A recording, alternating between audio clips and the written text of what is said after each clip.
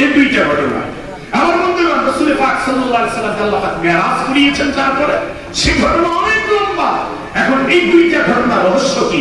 প্রথম রহস্য হচ্ছে যে রাসূল পাক সাল্লাল্লাহু আলাইহি ওয়াসাল্লাম যখন মেরাজ করে আসলেন, আসার পরে সহিহ বুখারী বর্ণনা এসেছে, কাবা শরীফের চত্বরে বসে বিশ্বনবী সাহাবায়ে কেরামদেরকে মেরাজের ঘটনা শোনাচ্ছে যে আমি রাতের কিছু অংশে আল্লাহর সাথে দিদার করে এসেছি। আবু জাহেল শোনার পরে বলতে লাগলো, মুহাম্মদ সাল্লাল্লাহু আলাইহি ওয়াসাল্লাম এতদিন অর্ধেক পাগল ছিল, এখন ফুল মেন্টাল হয়ে গেছে। নাউযুবিল্লাহ। কত আসতে বললেন নাউযুবিল্লাহ।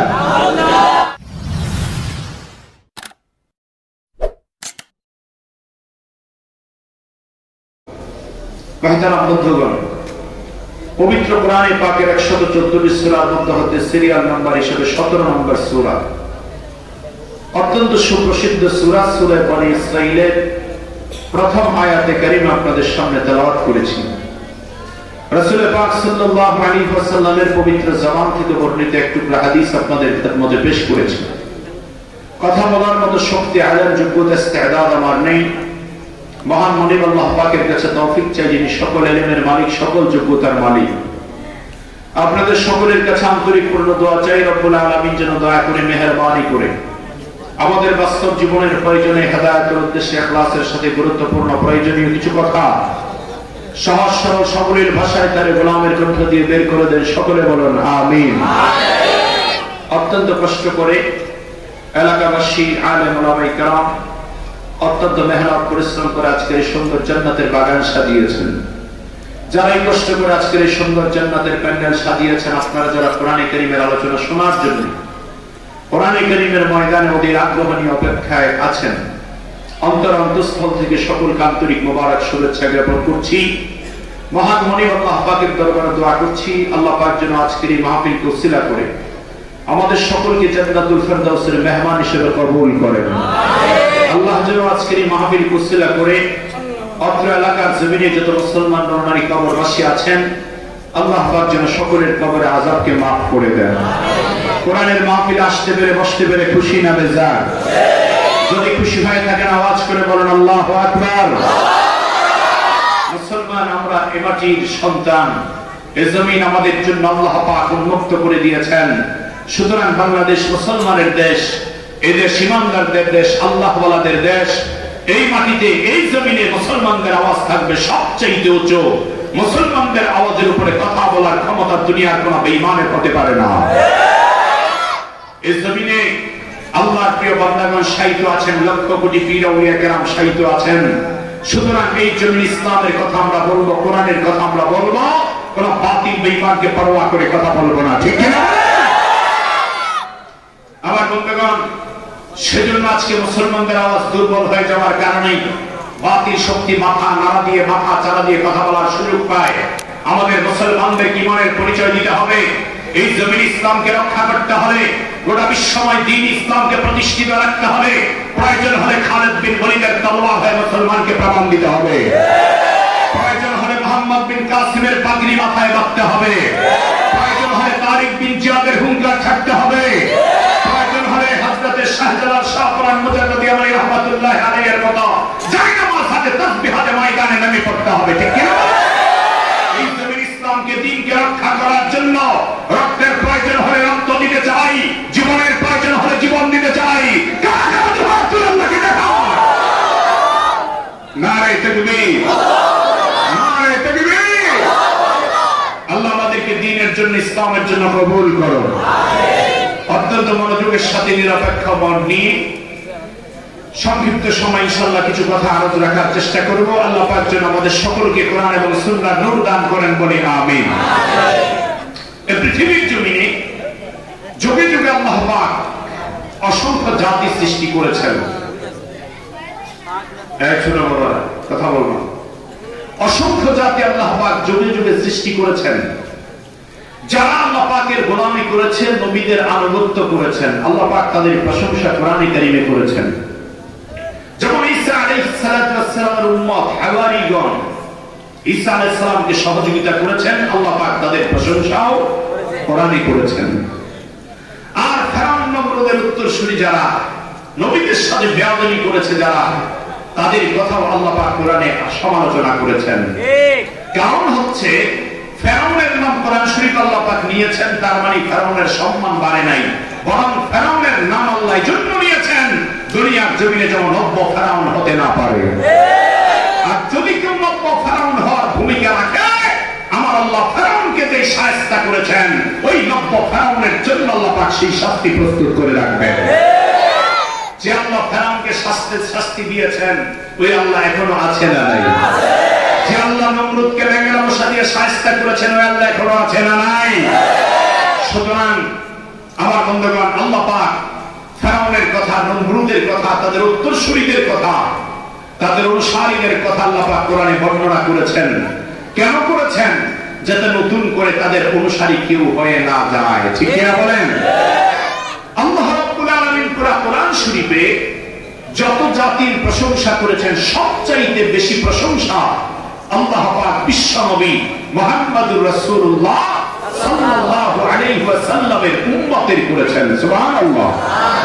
আল্লাহ রাব্বুল আলামিন তার হাবিবের উম্মতের প্রশংসা এভাবে করেছেন। আল্লাহ বলেন, হে নবী, আপনার উম্মতকে আমি আল্লাহ মধ্যম পন্থার উম্মত বানায়া জমিনে পাঠালাম। আপনার উম্মতকে আমি আল্লাহ মধ্যম পন্থার উম্মত বানিয়ে জমিনে প্রেরণ করলাম। কেন করলাম? আল্লাহ বলেছেন, আপনি নবীর উম্মতদেরকে আমি আল্লাহ আগেকার সমস্ত নবীদের জন্য সাক্ষী দাতা বানায় দিব। সুবহানাল্লাহ। আল্লাহ রাব্বুল আলামিন আমাদেরকে আগেকার জামানার নবীদের জন্য সাক্ষী দাতা বানাবেন। মহান আল্লাহ পবিত্র কোরআনে বড় সুন্দর করে বর্ণনা পেশ করে বলেন, বিসমিল্লাহির রাহমানির রাহিম,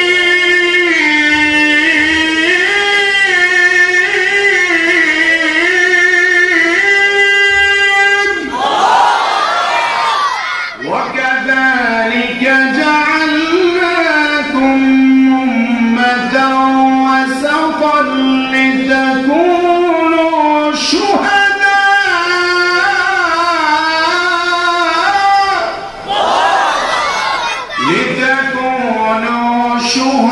شهداء على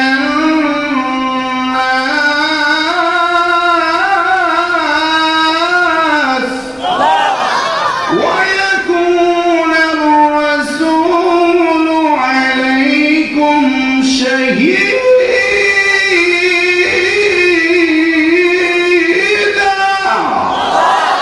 আল্লাহ রাব্বুল আলামিন বলেন, তোমাদেরকে আমি আল্লাহ মধ্যম পন্থার উম্মত বানায়া জমিনে প্রেরণ করলাম। আল্লাহ বলেন, কেন করলাম? লিতাকুনু শুহাদা আলান নাস, যাতে করে তোমরা মানুষের আমলের ব্যাপারে আমি আল্লাহর আদালতে সাক্ষী দাতা হতে পারো। আল্লাহ রাব্বুল আলামিন এই আয়াতে কেন বললেন আমাদেরকে সাক্ষী দাতা বানাবেন? তাফসীরের বর্ণনায় পাওয়া যায়, কিয়ামতের ময়দানে আল্লাহ তাআলা সব নবীদেরকে আল্লাহর আদালতে রাখবেন। আল্লাহ বলবেন, আমার নবীরা, তোমরা দুনিয়ার জমিনে নবুয়তের সালাতের দায়িত্ব যথাযথভাবে পালন করেছিলে কিনা বলো। নবীরা ডাক দিয়ে বলবেন, আল্লাহ, তোমার নবুয়তের সালাতের দায়িত্ব আমরা যথাযথভাবে পালন করেছি, কোনো সন্দেহ নাই। আল্লাহ বলবেন, তাহলে তোমরা সাক্ষী হাজির করো, সাক্ষী পেশ করো। নবীরা তাদের উম্মতদেরকে ডাকবেন আর বলবেন, ও আমার উম্মতেরা, ও আমাদের উম্মতেরা, তোমরা সাক্ষী দাও আল্লাহর সামনে। উম্মতেরা ডাক দিয়া বলবে, ক্বালু মা জাআনা মিন নাযীর, তারা বলবে, আমাদের কাছে কোনো নবীও যায় নাই, রাসূলও যায় নাই। আমার বন্ধুগণ, নবীদের উম্মতরা স্বীকার করে বসবেন। নূহ আলাইহিস সালাতু ওয়াস সালামের উম্মতরা স্বীকার করে বসবেন। ঈসা আলাইহিস সালাতু ওয়াস সালামের উম্মতরা স্বীকার করে বসবেন। মুসা আলাইহিস সালামের উম্মতরা স্বীকার করবে। পৃথিবীর অন্যান্য নবীর উম্মতরা স্বীকার করে বসবে। তারা বলবে, আমাদের কাছে কোন নবী রাসূল আগমন করে নাই, আগমন করে নাই। আল্লাহ তাআলা নবীদেরকে ডেকে বললেন, আমার নবীরা,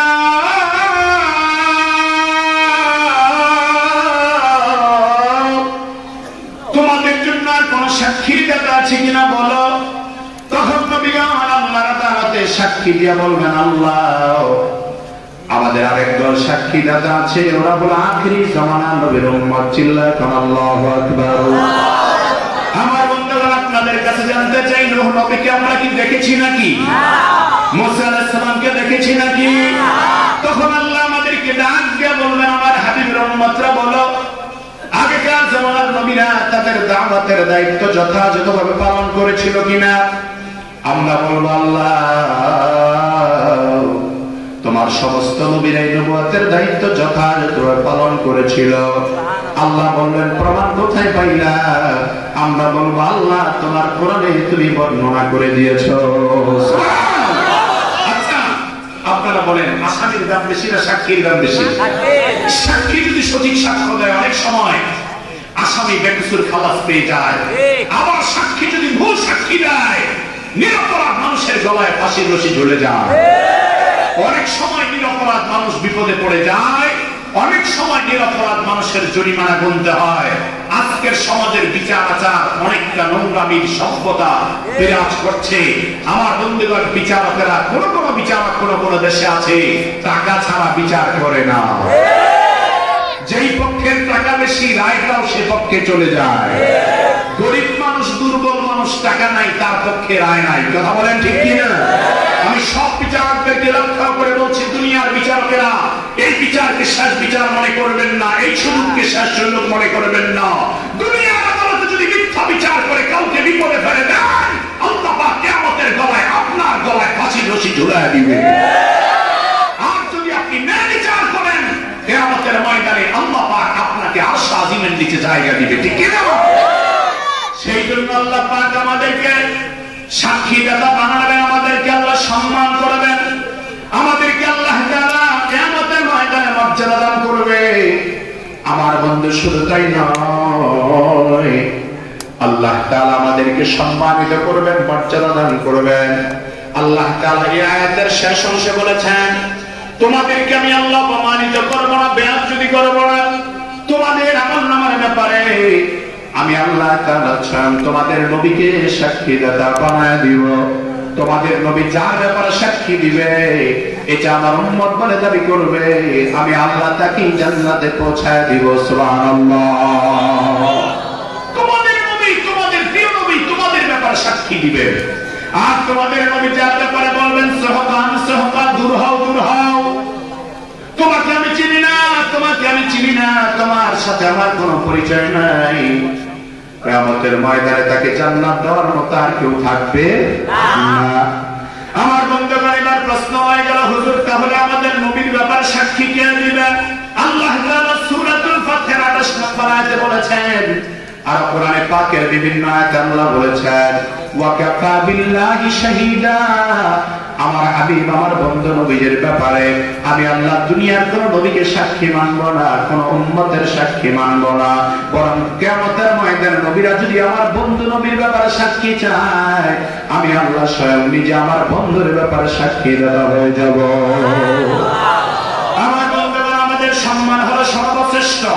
আল্লাহ বলেছেন, যত উম্মত আমি আল্লাহ পাঠালাম জমিনে, সবচেয়ে শ্রেষ্ঠ উম্মত করে আমি আল্লাহ আমার হাবিবের উম্মতদেরকে পাঠিয়ে দিলাম জমিনের ভিতরে।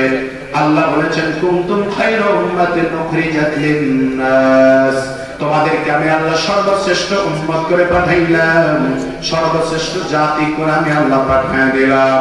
উখরিজাত লিন-নাস, উখরিজাত লিখিয়ারিন নাস, মানুষের কল্যাণের জন্য আমি আল্লাহ তোমাদেরকে বের করে দিলাম। তোমরা আমর বিল মারুফ করবে, নাহি আনিল মুনকার করবে, তোমরা ভালো কাজের আদেশ করবে, মন্দ কাজ থেকে নিষেধ করবে। ওয়া তুমিনুনা বিল্লাহ, তোমরা এক আল্লাহর প্রতি ঈমান আনয়ন করবে। আমার বন্ধু, আপনাদের কাছে জানতে চাই, আল্লাহর কথা সত্য নাকি মিথ্যা? সবাই বলেন, আল্লাহর কথা সত্য, কোনো সন্দেহ যারা বলেন সন্দেহ। আল্লাহ বলেছেন, আমরা পৃথিবীর শ্রেষ্ঠ জাতি। তাহলে বলতে আমার প্রশ্ন হয়ে যায়, যদি আমরা পৃথিবীর শ্রেষ্ঠ জাতি হয়ে থাকি, তাহলে পেন্টাগন আমাদের কথায় চলার কথা, হোয়াইট হাউস আমাদের কথায় চলার কথা, আমেরিকা লন্ডন মিটার আমাদের কথায় চলার কথা, কিন্তু আমরা দেখতে পাই হোয়াইট হাউস, পেন্টাগন আমাদের কথায় চলে না।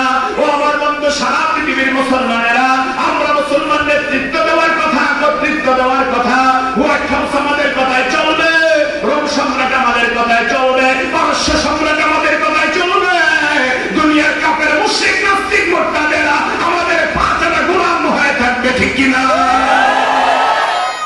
কিন্তু আমরা দেখতে পাই মুসলমান আজকে সারা দুনিয়াতে মুসলমান জাতি নির্যাতিত নিপীড়িত, যেদিকে মুসলমান সেদিকে অত্যাচার আছে না নাই? কেন আজকে মুসলমান আমরা নির্যাতিত হবো, কেন নিপীড়িত হবো, কেন অত্যাচারিত হবো, কেন? তার সবচাইতে প্রধানতম কারণ আমি মনে করি বিশ্বনবীর আদর্শ আমাদের কাছে রেখে গিয়েছে। পৃথিবীর 90 লাখ মুসলমানের মধ্যে আল্লাহ রাসূলের আদর্শ খুঁজে পাওয়া যায় না। আমার ভাইরা খুব ভালো করে শুনেন, আন্তর্জাতিক মহল আজকে মুসলমান রাষ্ট্রপ্রধান, 57টি মুসলিম রাষ্ট্র আছে স্বাধীন, ওয়াইসির নেতৃত্বে সারা পৃথিবীতে, সারা পৃথিবীর ওয়াইসির নেতৃত্বে মুসলিম রাষ্ট্রপ্রধান যদি কথা বলতো, হুঙ্কার ছাড়তো, বাকিদের দাবিদারি না থাকতো, আর ফিলিস্তিনের মুখে কোন মায়ের মুখে গুলি করার ক্ষমতা ইসরায়েলের ইহুদিদের বাচ্চা হতে পারত না। আমার বন্ধুগণ, আমাদের ব্যক্তি জীবন থেকে শুরু করে জাতীয় জীবন পর্যন্ত সব বিজাতিতে কৃষ্টি কালচার চলছে, ঠিক না? আমার মুসলমান নবীর উম্মতেরা মাথার চুল থেকে শুরু করে পায়ের নখ পর্যন্ত বিজাতিদের কৃষ্টি কালচার মুসলমানরা চলছে। আমার বন্ধুগণ, মুসলমান নারী আর পুরুষদের চলাফেরা এখন অনেক আধুনিক হয়ে গেছে। আল্লাহর হাবিব সাল্লাল্লাহু আলাইহি ওয়াসাল্লামের আদর্শের অনুসরণ নাই। ও আমার বন্ধুগণ, আল্লাহ সাল্লাল্লাহু পাক তার হাবিবকে আমাদের জন্য পাঠালেন। আল্লাহ বলেছেন, লাকাদ কানা লাকুম ফি রাসূলিল্লাহি উসওয়াতুন হাসানাহ। আল্লাহ বলেছেন, তোমাদের নবীর মাঝে, আমার রাসূলের মাঝে তোমাদের জন্য সর্বোত্তম চরিত্র রাখলাম, আদর্শ রাখলাম।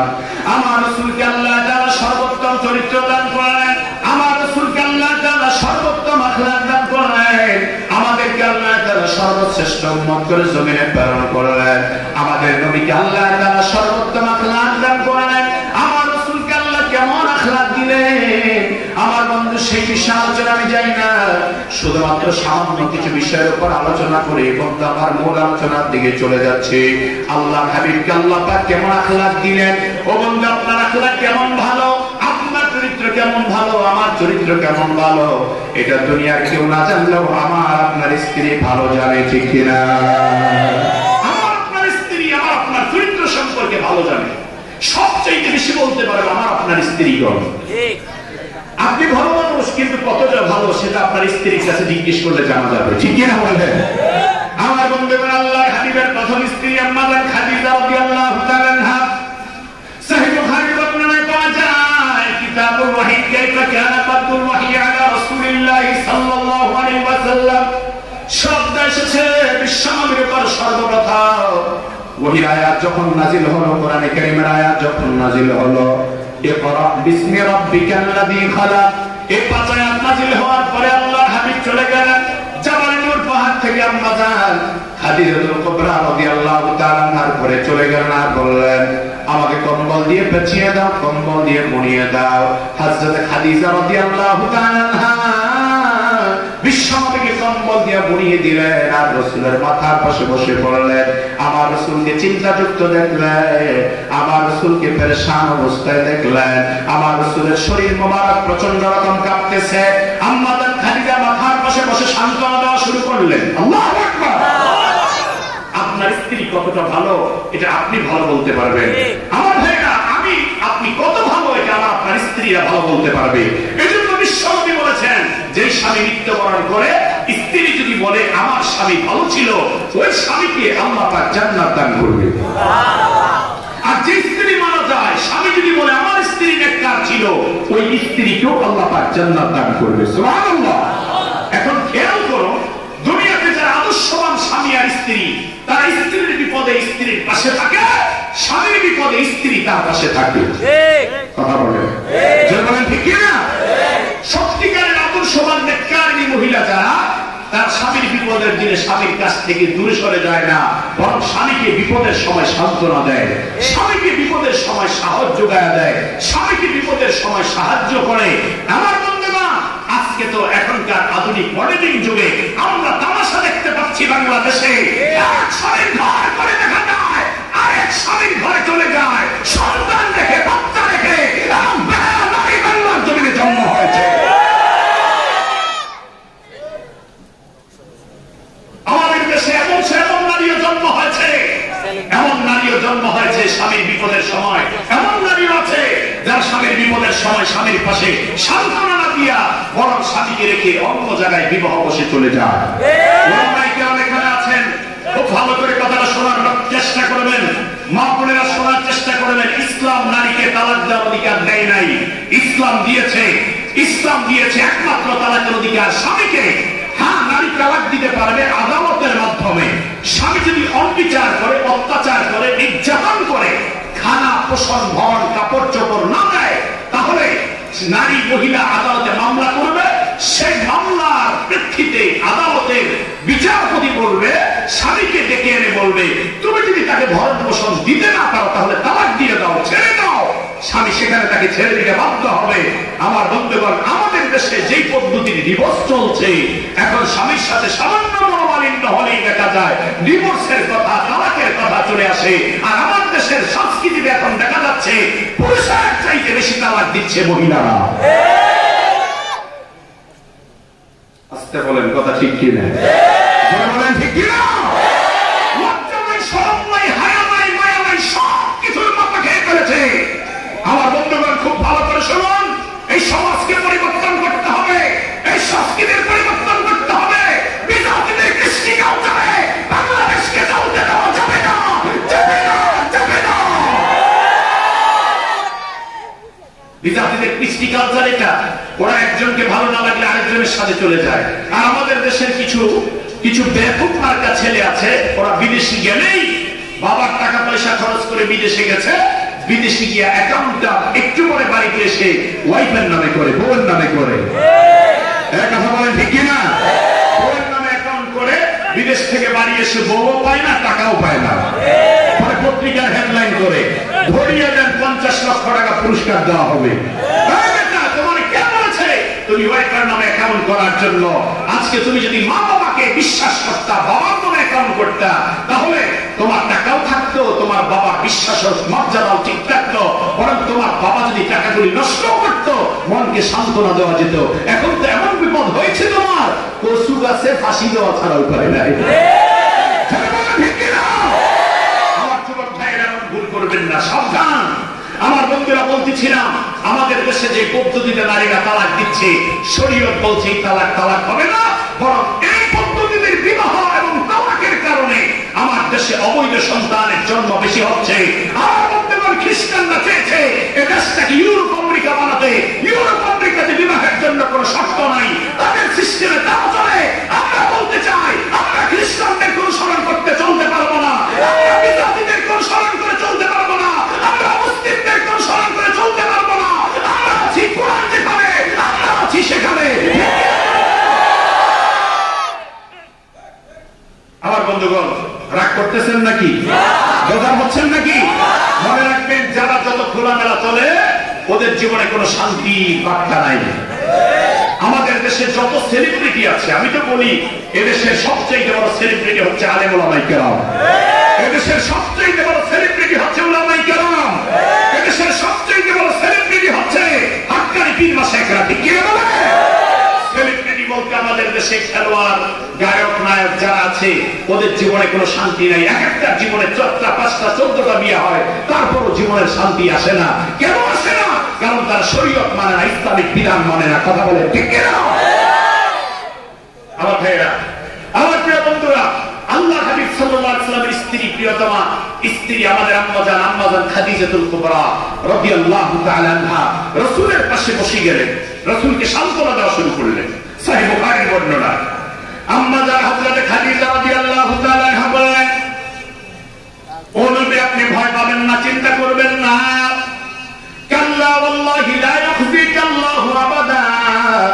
মহান আল্লাহ আপনাকে কখনোই বেয়াজ্জতি করবে না, অপমানিত করবে না। আপনি রাসূল যা দেখলেন নিশ্চয়ই এটা ফেরেশতা। আপনাকে আল্লাহ তাআলা নবুয়তি দান করেছেন, কোরআনে কারীমের সবক আল্লাহ আপনাকে দিয়েছে। আপনার সাথে কোনো শয়তান এসে তামাশা করতে পারবে না। তখন আল্লাহর হাবিব বিশ্বনবীর 5টা চরিত্রের গুণের কথা তিনি আলোচনা করলেন। 1 নম্বর গুণের কথা বললেন, ও মুহাম্মদ সাল্লাল্লাহু আলাইহি ওয়াসাল্লাম, ইন্নাকা লাতাসিলুর রাহিমা। আপনি যেমন এক নবী, এমন এক মহান মানুষ, এমন এক মহান ব্যক্তি আপনি, যিনি মানুষের সাথে আত্মীয়তার সম্পর্ক রক্ষা করে চলেন। আমাদের মধ্যে এখন অনেক মুসলমান এমন এরকম ভাই আছে না নাই? ভাইয়ের সাথে ভাইয়ের কথা নাই, বছরের পরে বছর যায়। বোনের সাথে ভাইয়ের কথা নাই, বছরের পরে বছর যায়। আল্লাহর হাবিব বলেছেন, যারা আত্মীয়তার সম্পর্ক ইচ্ছা করে তরক করে দেয়, ওই আত্মীয়তার সম্পর্ক ছিন্নকারী কখনো জান্নাতে যাবে না। আমার বন্ধুরা, আল্লাহর হাবিবকে এক নাম্বার প্রশংসা করলেন, ইন্নাকা লাতাসিলুর রাহমান, আপনি আত্মীয়তার সম্পর্ক রক্ষা করে চলেন হে নবী। দুই নাম্বার প্রশংসা করলেন, ওয়া তাহমিলুল কাল্লা, আপনি তো অসহায় মানুষদের বোঝা উঠায় দেন। আমার নবীর চরিত্র ছিল, আদর্শ ছিল এটা, কোন অসহায় মানুষের বোঝা যদি দেখতেন, রহমতের নবী নিজের মাথায় করে নিয়ে বোঝাটা তার বাড়িতে পৌঁছায় দিতেন। আমার নবীর তিন নাম্বার চরিত্রের কথা তিনি আলোচনা করে বললেন, তিন নাম্বার কথা আলোচনা করে বললেন, আপনি তেমন একজন নবী, এমন একজন নবী, আপনি তো অসহায় মানুষদের সাহায্য করেন, গরিব মানুষকে আপনি খেতে দেন, বস্ত্রহীন মানুষের বস্ত্র দেন, যাদের খাবার নাই তাদেরকে খাবার পৌঁছায় দেন। তারপরে হ্যাঁ নবী, আপনি তেমন এক চরিত্রের মানুষ, অতপ্রিয় দায়িত্ব, আপনি যে মেহমানদের মেহমানদারি করেন, এগুলি সব আমার শুনে রাখলাম। মেহমানদের মেহমানদারি করা দরকার আছে না নেই? এখন আমাদের মধ্যে কেউ কেউ আছে, মেহমান দেখলে পরে কোন বেজার হয়ে যায়, এরকম আছে না নাই? মনে রাখবেন, মেহমান মেহমানের খাবার খাবে, আপনারটা খাবে না, ঠিক কিনা বলেন? মেহমান মেহমানের খাবার খাবে, আপনারটা খাবে না। তবে রাসূল পাক সাল্লাল্লাহু আলাইহি ওয়াসাল্লামের হাদিস আছে এরকম, বিশ্বনবী মুহাম্মদ রাসূলুল্লাহ সাল্লাল্লাহু আলাইহি ওয়াসাল্লাম বর্ণনা করেছেন যে তোমরা যদি তোমাদের বাড়িতে মেহমান আসে, মেহমান আসলে পরে তাকে তোমরা কি করবা? 3 দিন পর্যন্ত ভালো খাবার দিবা। তোমরা যা খাইবা তাকেও তোমরা তার চাইতে একটু বেশি পরিমাণে ভালো খাবার দিবা। তারপরে তোমরা কি করবা? 3 দিন পর তোমরা যা খাইবা তাকেও তা খাওয়াও। এজন্য আমি বলে থাকি, মেহমান হলে কোনো জায়গায় 3 দিনের বেশি থাকার নিয়ত করবেন না। আমার বন্ধুরা, আল্লাহর হাবিব মেহমানদের মেহমানদারি করেছেন। তারপর আল্লাহর হাবিবের ৫ম নম্বর গুণ আলোচনা করে বলেছেন, ওয়া তুইনু আলা নাওয়াইবিল হক, আপনি তো যাদের হক তাদেরকে পাওয়ার জন্য আপনি রাসূল সাহায্য করেন। হযরত খাদিজা কুবরা রাদিয়াল্লাহু তাআলা আনহা আল্লাহর হাবিবের ভিতর দিকে সাহায্যকারী ছিলেন। আল্লাহর নবীর জন্য কোনো রকম কোনো কষ্ট না হয়, হযরত খাদিজা রাদিয়াল্লাহু তাআলা আনহা ভিতর থেকে আল্লাহর নবীকে সাহায্য দেন। আর রাসূলকে একজন পুরুষ সবচেয়ে বেশি সহযোগিতা করেছে, ছোটবেলা থেকে রাসূলের ডানে বামে সাহায্য করেছে, তিনি হলেন রাসূলের আপন চাচা আবু তালেব। আমার বন্ধুগণ, হযরত খাদিজা যখন বিদায় হয়ে গেল, নবুয়তের 10তম বছরে আম্মাজান খাদিজা বিদায় নিল। তারপরে কিছুদিন পরেই আবু তালেব দুনিয়ার জমিন থেকে বিদায় হয়ে গেল। হযরত খাদিজা রাদিয়াল্লাহু তাআলা আনহার বিদায়, আবু তালেবের বিদায় রাসূল সহ্য করতে পারলেন না। আল্লাহর হাবিবের মনটা বিষণ্ণ হয়ে গেল, মনটা খারাপ হয়ে গেল। আল্লাহ তাআলা সেই সময় সিদ্ধান্ত নিলেন, হাবিব আপনি মন খারাপ করবেন না, মন খারাপ করবেন না নবী, আপনাকে আমি আল্লাহ এবার আমার বাড়িতে দাওয়াত দিব। আল্লাহু আকবার। আল্লাহর বাড়িতে দাওয়াত দিলে তার মানে কিসের দাওয়াত? কথা বলে না, কিসের দাওয়াত? মেরাজের দাওয়াত দিলেন আল্লাহ তাআলা বিশ্বনবীকে। আল্লাহ তাআলা সূরা বনী ইসরাঈলের প্রথম আয়াতে বড় সুন্দর করে বর্ণনা পেশ করেছেন, সুবহানাল্লাযী ইয়াসরা বি'আবদিহি লাইলান মিনাল মাসজিদিল হারাম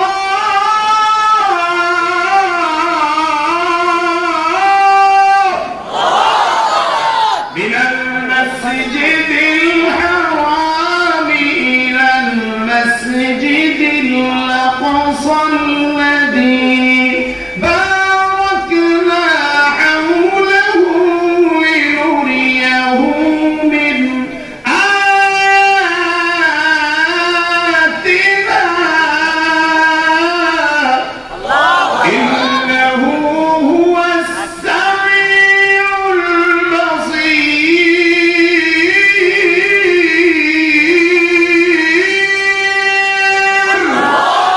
আল্লাহ রাব্বুল আলামিন বলেন, সুবহানাল্লাযী আসরা বিআবদিহি, আল্লাহ বলেছেন পবিত্রতা সে আল্লাহ যিনি সব দুর্বলতা থেকে পবিত্র। এই জমিনে আকাশে জমিনে সবচাইতে শ্রেষ্ঠ ক্ষমতার মালিক কে? আল্লাহ। আর যারা বলেন কে?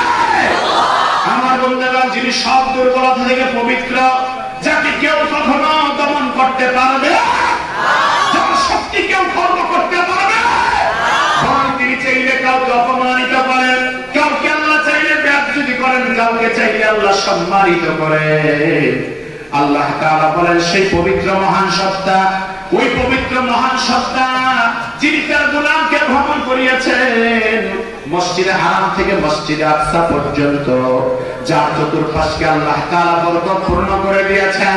আল্লাহ বলেন কেন করলাম, কেন করলাম? লিনুরিয়াহু মিন আয়াতিনা, আমার যত নিদর্শনাবলী আছে সব দেখার জন্য। আল্লাহ বলেন ইন্নাহু হুয়াস সামিউল বাসীর, আমি আল্লাহ তাআলা হলাম সর্বশ্রোতা সর্বদ্রষ্টা। আমার বন্ধুগণ, বিশ্বনবীকে মেরাজ করিয়েছেন আল্লাহ পাক। দুনিয়ার কোন নবীকে আল্লাহ তাআলা মেরাজ করান নাই, দুনিয়ার কোন নবীকে আল্লাহ তাআলা আল্লাহর বাড়িতে দাওয়াত দিয়ে নেন নাই। আল্লাহ নবী মুসা আলাইহিস সালাম আল্লাহকে দেখার জন্য আকুতি করেছিল, বিনতি করেছিল। আল্লাহ বলছে মুসা তুমি পাহাড়ের দিকে তাকাও। হযরত মুসা আলাইহিস সালাম পাহাড়ের দিকে তাকাইলেন, ফাতাকুলা মুসা সাঈকা, মুসা আলাইহিস সালাম বেহুশ হয়ে পড়ে গেলেন। আল্লাহ বললেন ও মুসা, আমার নূরের তাজাল্লি পাহাড়ে পড়েছে, তাই আমাকে সহ্য করতে পারো নাই, নূরের তাজাল্লি দেখতে পারো নাই। আমার কেমন করে দেখবা, আমার কেমন করে দেখবা? আল্লাহ তাআলা বিশ্বনবীকে ডাক দিয়ে বললেন হে নবী,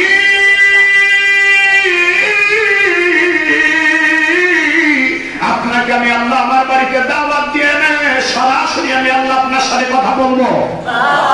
আল্লাহু আকবার। কেন হয়েছিল? তার কারণ আমি পেয়েছি, খুঁজে পাইলাম। তিনটা বিশেষ কারণে মেরাজ হয়েছিল। কয়টা কারণ? জোরে বলেন।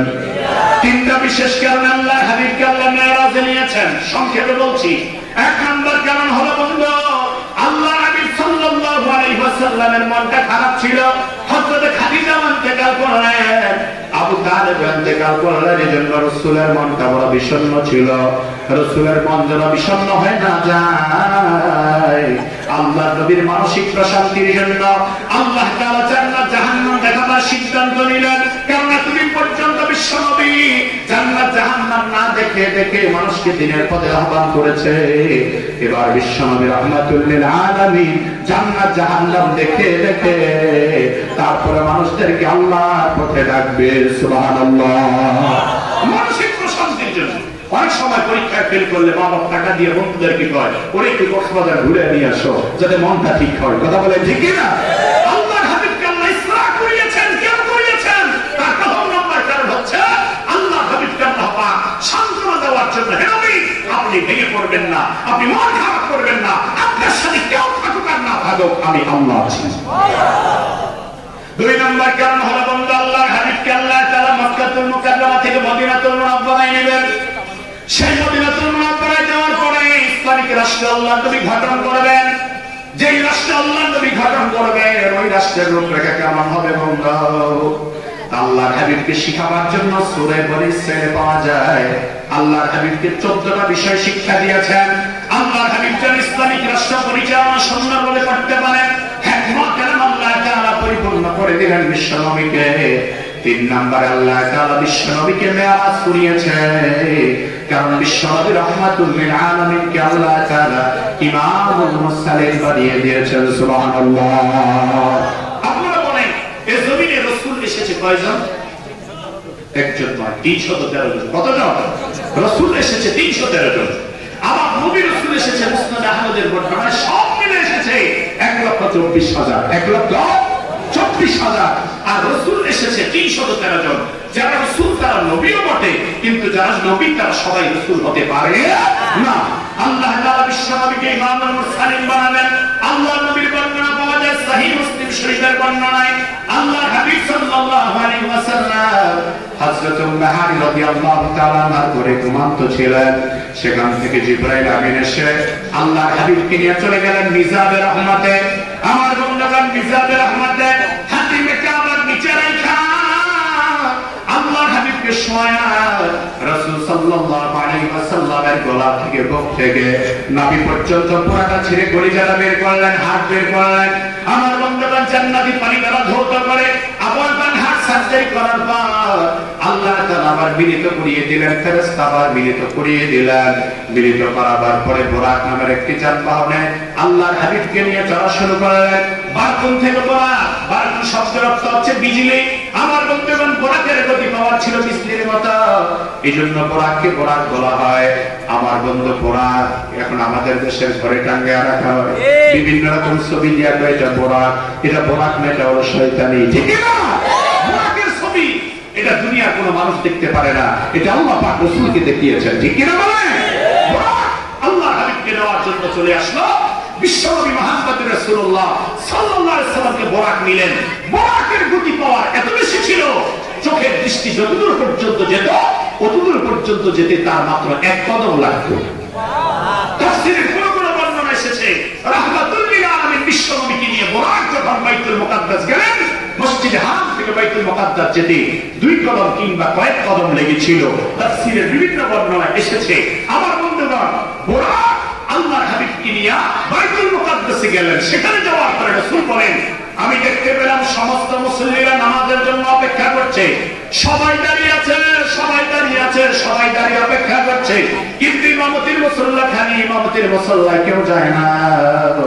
রাহমাতুল লিল আলামিন বলেন, জিবরাইল আমিন আমাকে এসে বলেন, হুজুর আপনি ইমামতির মুসল্লায় চলে যান। আপনি যান ইমামতির মুসল্লায়। আল্লাহু আকবার বলেন। ইমামতির মুসল্লায় আপনি যান। হযরতে রাসূল করিম সাল্লাল্লাহু আলাইহি সাল্লাম বলেছেন, আমাকে জিবরিল, আমাকে জিবরাইল আলাইহিস সালাতু ওয়াস সালাম ইমাম বানিয়ে দিয়েছে, আমি ইমামতি করলাম। জিবরাইল আমাকে বললেন, হুজুর আজকে আপনার পিছনে মুসল্লি হয়ে কারা নামাজ পড়েছে আপনি জানেন? ও জিবরাইল, কারা পড়েছে? আপনার পিছনে মুসল্লি হয়ে দুনিয়া লক্ষ লক্ষ ফেরেশতা সহ আল্লাহ পাকের 1,24,000 নবী রাসূল আপনার পিছনে ইক্তেদা করেছে। আমার রাসূলকে আল্লাহ ইমামুল মুরসালিন বানিয়ে দিয়েছেন। আমার বন্ধুগণ, এখানে 2টা চমৎকার ঘটনা আছে, শুনতে ইচ্ছা আছে? কথা বলার ইচ্ছা আছে? একটা হচ্ছে রাসূল যখন বাইতুল মুকাদ্দাসে গেলেন, এক নাম্বার হচ্ছে রাসূল পাক সাল্লাল্লাহু আলাইহি ওয়াসাল্লাম বাইতুল মুকাদ্দাসে যাওয়ার পরে বোরাকটাকে জিবরাইল আলাইহিস সালাম বেঁধে দিলেন একটা পাথরের সাথে। কিসের সাথে? একটা পাথরের সাথে বাঁধলেন, একটা পাথরের সাথে বাঁধলেন। আর রাসূল পাক সাল্লাল্লাহু আলাইহি ওয়াসাল্লাম বাইতুল মুকাদ্দাসে জেরুজালেম অবতরণ করার পরে ওখানে আবার একদল কাফেলা দেখতে পেলেন, ওরা রাস্তা খুঁজে পাচ্ছে না। মুহাম্মদ সাল্লাল্লাহু আলাইহি ওয়াসাল্লামকে দেখে বললেন, ও মানুষ, ও মানুষ, ও ভাই, আপনি কি আমাদেরকে এই রাস্তাটা দেখিয়ে দিতে পারেন? রাসূল সাল্লাল্লাহু আলাইহি ওয়াসাল্লাম তাদেরকে রাস্তাটা দেখিয়ে দিয়েছেন। সুবহানাল্লাহ। এই 2টা ঘটনা। আমার বন্ধুগণ, রাসূল পাক সাল্লাল্লাহু আলাইহি ওয়াসাল্লাম আল্লাহ পাক মেরাজ করিয়েছেন, তারপরে সেই ঘটনা অনেক লম্বা। এখন এই 2টা ঘটনার রহস্য কি? প্রথম রহস্য হচ্ছে যে রাসূল পাক সাল্লাল্লাহু আলাইহি ওয়াসাল্লাম যখন মেরাজ করে আসলেন, আসার পরে সহিহ বুখারীর বর্ণনা এসেছে, কাবা শরীফের চত্বরে বসে বিশ্বনবী সাহাবায়ে কেরামদেরকে মেরাজের ঘটনা শোনাচ্ছে যে আমি রাতের কিছু অংশে আল্লাহর সাথে দিদার করে এসেছি। আবু জাহেল শোনার পরে বলতে লাগলো, মুহাম্মদ সাল্লাল্লাহু আলাইহি ওয়াসাল্লাম এতদিন অর্ধেক পাগল ছিল, এখন ফুল মেন্টাল হয়ে গেছে। নাউযুবিল্লাহ। কত আসতে বললেন নাউযুবিল্লাহ। আমার রাসূল কি পাগল নাকি? যারা বলেন পাগল নাকি? আমার রাসূলকে যারা পাগল বলে তারা পিতৃ পরিচয়হীন অবৈধ সন্তান ছাড়া কিছু নয়। আমার রাসূলকে পাগল বলতে পারে একমাত্র তাই যাদের জন্মে ভেজাল আছে, ঠিক কি না?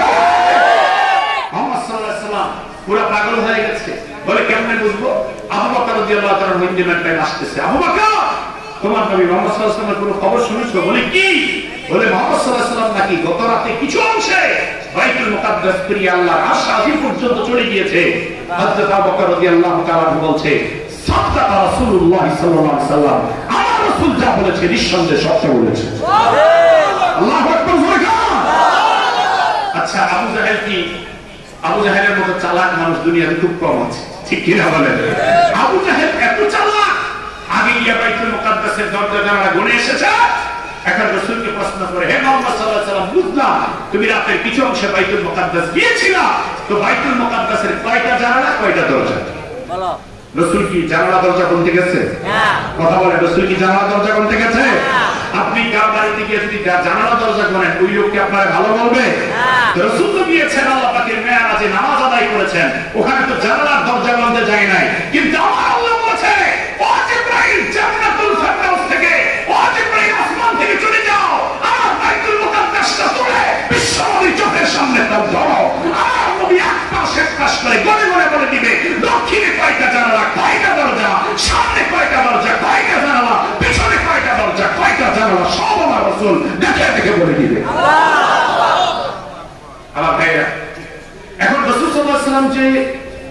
এই যে প্রথম রহস্যটা হলো পাথরের রহস্য, আবার দ্বিতীয় রহস্য হচ্ছে কাফেলার রহস্য। রাসূল সাল্লাল্লাহু আলাইহি ওয়াসাল্লাম তাদেরকে বললেন, যদি আমার কথা তোমাদের বিশ্বাস না হয়, আজ থেকে 3 দিন পরে জেরুজালেম থেকে একটা কাফেলা মক্কায় আসতেছে, ওরা আসলে তাদেরকে জিজ্ঞেস করো, ওদের সাথে আমার দেখা হয়েছিল বাইতুল মুকাদ্দাসের পাশে। ওরা যখন এসেছে তখন আল্লাহর হাবিব সহ সবাইকে ডাকলেন আর জিজ্ঞেস করলেন, তোমরা কি পথ হারিয়ে এমন এমন একজন লোককে দেখাইছিলা? তোমরা কি বলেছিলা যে অমুক পথটা কোন দিকে? আর তোমাদেরকে রাস্তা দেখিয়ে দিয়েছিল? তারা বললেন, হ্যাঁ হুজুর, আমাদেরকে রাস্তা দেখিয়ে দিয়েছিল। আল্লাহর হাবিব হাসিয়া বললেন, ওই লোকটাই ছিলাম আমি, মুহাম্মদুর রাসূলুল্লাহ সাল্লাল্লাহু আলাইহি ওয়াসাল্লাম। আমার ভাইরা, 2 নম্বর হচ্ছে পাথর বেঁধে রাখলেন, পাথরের মধ্যে যে বরফ বেঁধে রাখলেন। তো জানোয়ার যদি বালির উপরে চলাফেরা করে, বালির নিচে একটু দাগ হয় কি হয় না? কথা বলে না, হয় কি হয় না? আমার ভাইরা, তাফসীরে মারিফুল কোরআনে বর্ণনাটি এসেছে, পারস্য সম্রাটের কাছে গিয়ে বিশ্বনবীর বিরুদ্ধে গীবত বলা শুরু করলেন, যে সম্রাট আবু সুফিয়ান সহ কিছু লোক গিয়ে বলতে লাগলো, সম্রাট শুনেন, মুহাম্মদ সাল্লাল্লাহু আলাইহি ওয়াসাল্লামের বিরুদ্ধে আমাদের অ্যাকশনে যেতে হবে। বলে কেন? বলে মুহাম্মদ সাল্লাল্লাহু আলাইহি ওয়াসাল্লাম আজ দুই কথা বলে। বলে কেমন? বলে তিনি নাকি রাতের কিছু অংশে মেরাজ করেছিলেন। ওই সময় বাইতুল মুকাদ্দাসের খাদেম ছিল ইলিয়া। ওই ইলিয়া ছিল পারস্য সম্রাটের কাছে, পারস্য সম্রাটের কাছে ইলিয়া ছিল। ইলিয়া তখন পারস্য সম্রাট হিরাকেলকে বলেছিল, ও পারস্য সম্রাট, আমার কাছে তার তথ্য আছে। বলে কি তথ্য? বলে আমি প্রতিদিন বাইতুল মুকাদ্দাসের দরজা জানালা লাগিয়ে যাই, কিন্তু যেদিন জানাতে মুহাম্মদ সাল্লাল্লাহু আলাইহি ওয়াসাল্লাম আকাশ ভ্রমণ করেছিল, সেই রাতে আমি বাইতুল মুকাদ্দাসের জানালা সবগুলি বন্ধ করতে পারি নাই, কিছু জানালা বন্ধ করে প্রধান দরজাটা বন্ধ করতে পারি নাই। বারবার চেষ্টা করলাম, কিন্তু কোন চেষ্টার মাধ্যমে আমি বাইতুল মুকাদ্দাসের দরজাটি লাগাইতে পারলাম না। অবশেষে না লাগাই আমি চলে গেলাম বাড়িতে। সকালবেলা এসে দেখি সেখানে পাথরের সাথে বেঁধে রাখা একটি পশুর, জানোয়ারের চলন্ত দাগ পাওয়া গেল। আবু সুফিয়ান, সম্রাট, পারস্য সম্রাট, যদি মুহাম্মদ সাল্লাল্লাহু আলাইহি ওয়াসাল্লাম বলে থাকে রজবের 27তম তারিখে রজনীতে মুহাম্মদ সাল্লাল্লাহু আলাইহি ওয়াসাল্লাম ভ্রমণ করিয়েছে, আমার মন সাক্ষী দিচ্ছে তিনি হচ্ছেন মুহাম্মদুর রাসূলুল্লাহ, তিনি সফর করেছেন। আল্লাহু আকবার। আমার রাসূল সাল্লাল্লাহু আলাইহি ওয়াসাল্লাম মেরাজ থেকে এসেছেন, আসলেন 5 ওয়াক্ত নামাজ দিয়ে, দিয়েছিলেন কয় ওয়াক্ত? 50 ওয়াক্ত। আসছেন কয় ওয়াক্ত নিয়ে? 5 ওয়াক্ত নিয়ে। সেখানে জান্নাত দেখেছেন, জাহান্নাম দেখেছেন। আমাকে সময় নির্ধারিত করে দেওয়া হয়েছে। আমার বন্ধুগণ, আমি সময় বেশি নিতে পারছি না, কারণ আমাদের মুআজ্জাজ মেহমান হযরত মাওলানা মুফতি আমজাদ হোসেন সাহেব হুজুর আছেন, যিনি আলোচনা পেশ করবেন। তো আমার বন্ধুগণ, 5 ওয়াক্ত নামাজ নিয়ে রাসূল এসেছেন এবং আল্লাহ হাবিব ঘোষণা দিয়েছেন, যারা 5 ওয়াক্ত নামাজ পড়বে তাদেরকে আল্লাহ 50 ওয়াক্ত নামাজের সওয়াব প্রদান করবে। এজন্য নামাজের দরকার আছে না নাই? শরীয়ত শিক্ষার দরকার আছে না নাই? নামাজ, রোজা, হজ, যাকাত শরীয়ত শিখতে হলে মাদ্রাসা শিক্ষার দরকার আছে না নাই? আল্লাহ হাবিব বলেছেন, আমার উম্মতের জন্য 2টা জিনিস রেখে গেলাম, একটা হলো কোরআন, আরেকটা হলো আমার আদর্শ। একটা হলো কোরআন, আরেকটা হলো আমার আদর্শ। একটা হলো কোরআন, আরেকটা হলো আমি রাসূলের সুন্নাহ। যারা এই আদর্শকে ধরে রাখবে, কোরআনকে ধরে রাখবে, তাদেরকে দুনিয়াতে কেউ পদানত করতে পারবে। আজকের এই কোরআনের মাদ্রাসা জামিয়া আরবিয়া আশরাফুল মাদ্রাসা এতিমখানা আপনাদের চোখের সামনে, আপনাদের প্রতিষ্ঠিত মাদ্রাসা। আপনারা এই মাদ্রাসায় সাহায্য করে, সহযোগিতা করেন। আলহামদুলিল্লাহ, প্রতি বছর অনেক ছেলেরা কোরআনের হাফেজ হয়ে বের হয়।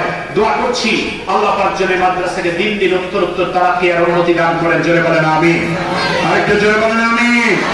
এই মাদ্রাসায় আপনাদের সহযোগিতায় এই মাদ্রাসা লেখাপড়া চলে, এই মাদ্রাসার উস্তাদদের বেতন চলে। আমার বন্ধু, আমি আপনাদের খেদমতে আরজ রাখবো, সময় পেলে আরো